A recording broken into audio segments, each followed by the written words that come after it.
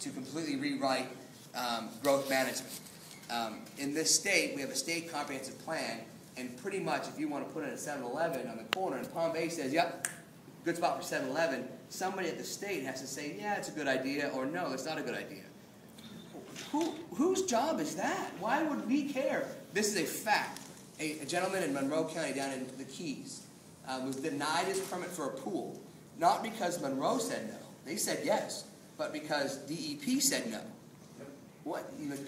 Are you kidding me? The state said where that pool can go? It's ridiculous. So under my leadership, we're going to completely rewrite growth management in Florida to take the state out of the local decisions. And that's going to relieve a lot of unfunded mandates. And this one piggybacks off of this one. Florida will suffer from overbuilding and overpopulation if rational planning is discarded, as now proposed by Governor Scott. I'm just going to stop there and disagree. There are developers that come to my office each and every day that are broke as a joke. They're looking for work right now. There's more permitting out there than the opportunity is to build. And as far as overpopulation, we, for the first time in as long as we've been tracing, are actually losing folks. So right off the bat, we don't have overbuilding, and our population is going down. So conversely, DCA's budget, I got down. DCA was an excellent tool for growth management. We need to get rid of DCA because we don't have many issues right now with overpopulation. In my proposed committee bill, we're not doing away with DCA. What DCA will become is the keeper of the state comprehensive plan, which simply means that it will be there to protect areas of statewide interest, such as military bases. We don't need Satellite Beach approving a project that infringes upon Patrick Air Force Base. We want oversight on something of a natural resource like that. However, DEP and DCA will not be involved in growth management when we're done with the bill. DCA, Department of Community Affairs. It's a big boondoggle. It reviews all the permitting. Basically, a permit will start right here in this building, and then it will move up to the county, and then the county will then give it to DCA. DCA will give it to DEP. DEP will give it to the school board for education concurrency. It'll go back to DCA, and by the time it's done, it's a year and a half later, and the guy doesn't want to build a 7-Eleven anymore. And it's one of the problems that's standing in the way of jobs in the state, because we have a very low tax rate. We have a very great place to live. We have all these good things going for us. But when you finally hook a business to come here, they realize quickly that it takes 18 months minimum to get the basic permits to start their business. So we have to streamline that process. We don't have to take away some of the things that you like, but we have to take away the absolute burden on business, and in many cases, homeowners and developers. One of the things that DCA was famous for is asking about need. N-E-E-D, need. I have no idea where it's a state's business whether or not that 7-Eleven is needed or that condominium is needed. Need is the decision made in the capital markets, whether a developer is willing to put money into that project or not. The state has no business being a need, and my bill will specifically say need may not be considered when dealing with growth management. What is being done to focus on working with private companies to encourage the private sector to continue with the space program? Susan, thank you very much for your question. As you may know, I formed the Space Caucus a couple of years ago, and as a result have really gotten some excellent opportunity to really be a hands-on player with this. One of the projects that we're working on now that I just love is I have absolutely no problem shifting from a large federal bureaucracy to private companies running our space program. One of the problems with that is exploration is not a private sector deal. There's no money in going to Mars, unless, of course, they find unobtainium on Mars, and then maybe. But until they find it, we're not going to have SpaceX or Virgin going to Mars. So there's a need, because I believe in the American spirit of exploration, to have a NASA, but I really like the idea of shifting to the private sector. But I don't believe that the Obama administration, and in fact the previous administration, the Bush administration, had their eyes open when they decided how to transition.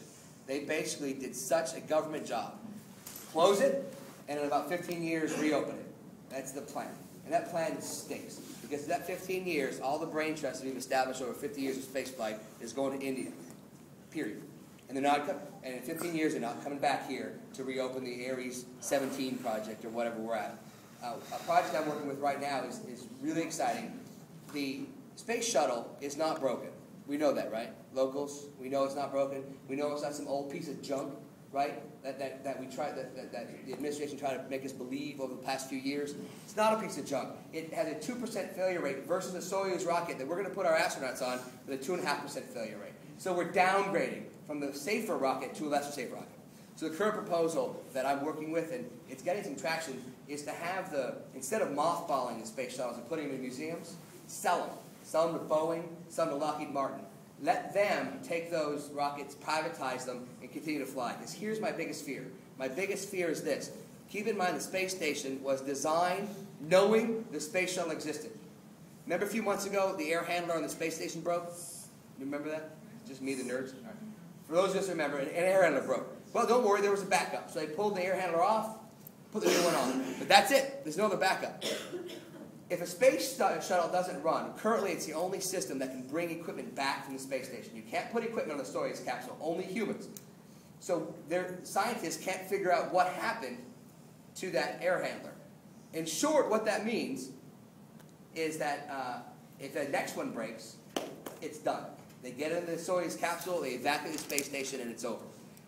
That is short-sightedness, and only a government could possibly think that that's the right way to go. To spend billions, actually trillions of dollars on a scientific research center and just leave it because you're ready to move on to the next big thing and just forget about all the stuff you've built to. The space station, the space shuttle is still the most advanced piece of rocket science in the world, and we are going to discard it like yesterday's trash. Yes, ma'am. Quickly. Quickly, one of the few areas we'll agree on. And, sorry. But if you look at... Like, we both agree that I'm dashing. All right, there's just go the other day, just walking down the end of my street, I live right off A1A. It took us forever just to cross the street because we're in India Atlantic. There was so much traffic for everybody. The beaches were crowded. The causeways were jammed. And we're talking in this area, they were jammed. So everybody could see it. I mean, it's money, it's money, it's money, it's money. Why are we looking at that, more than private this, private that? It's just money.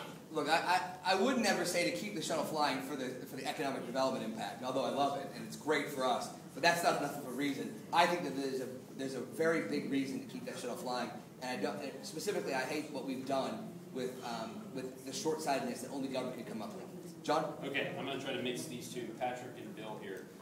Bill says, would you support a requirement to make Florida require at least 50% of trash stream be recycled within the next 10 years, in an effort to make Florida a more competitive state? This is from Patrick. Attempt to attract more high-wage industry. Do the representatives see a renewable energy policy being passed this session to incentivize this emerging market to our state? I think both of these speak to energy portfolios, mandates, which I do not support and will not support. I think we let the free market determine how we derive energy.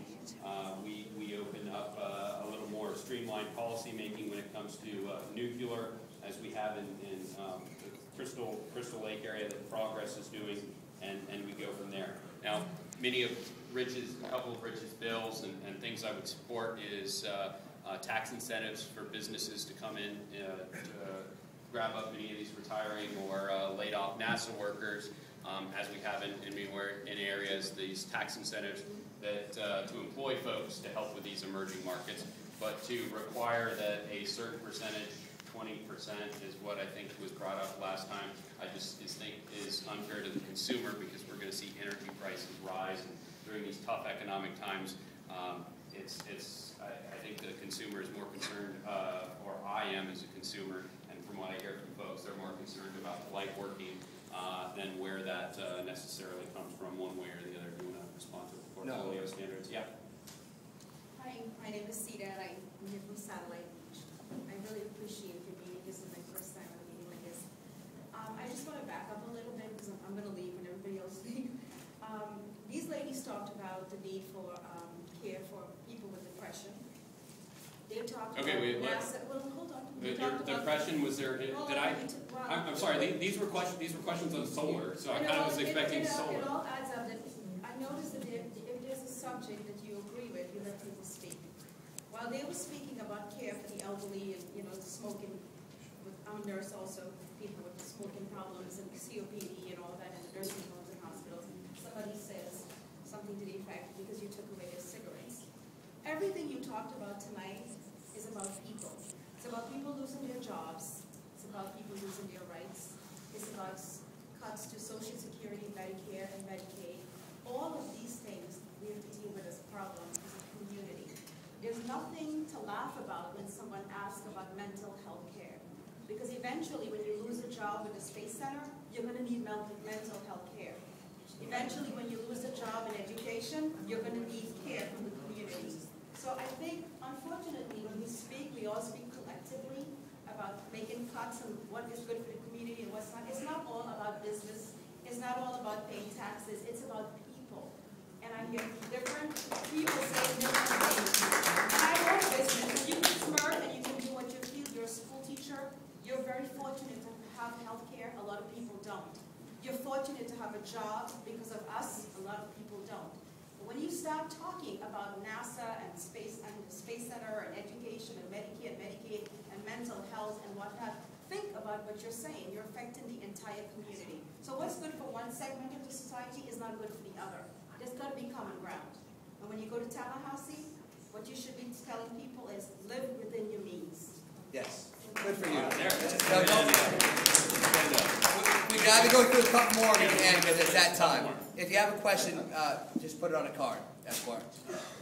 Here's one that I wanted to get to because it makes me look like an idiot, and some of you would appreciate that. This says, I'm glad that you said you don't want to raise fees because raising motor vehicle fees essentially raise taxes. We are all aware that you did this. Glad you are too. I'm going to give you just a brief, first of all, yes, I voted to raise the taxes on or the fees on the motor vehicles 2 years ago. To this date, including high-speed rail, it's the vote I regret the most. And I want to give you just a brief history of how that happened, and if I had to do it over again, I would change, but you don't get that choice in politics. When the House did its when the House did its budget, the House did not raise taxes or fees in any way. When the Senate did their budget, they raised the sales tax by 1%. In the compromise was this $900,000 in fees. At the time, I thought compromise was a good thing. Now I realize that compromise can violate a principle. If I had to do it over again, I would reject the Senate's compromise, but I don't get that privilege, so I live with that vote. But thank you for pointing it out. It won't happen again. Listen, unfortunately, this place shuts down. We had till 7:30. There was more questions this time, and we kind of belaboured some points. If you didn't get your question, and you know your email is on here, you're safe. But if you didn't get your question, and you know your email is not on here, would you come up to the podium afterwards and give me your email address, and John or I will get to you about your question. Or if you have any other ones that this If you have questions that didn't answer, or maybe somebody brought a question to your mind, please come to us, get a card, give me your email, we'll take care of it that way. But I want to thank everyone for coming tonight. This is a really good town hall event. You guys did great. Thank you. We're going to take a moment. That's where I recognize you.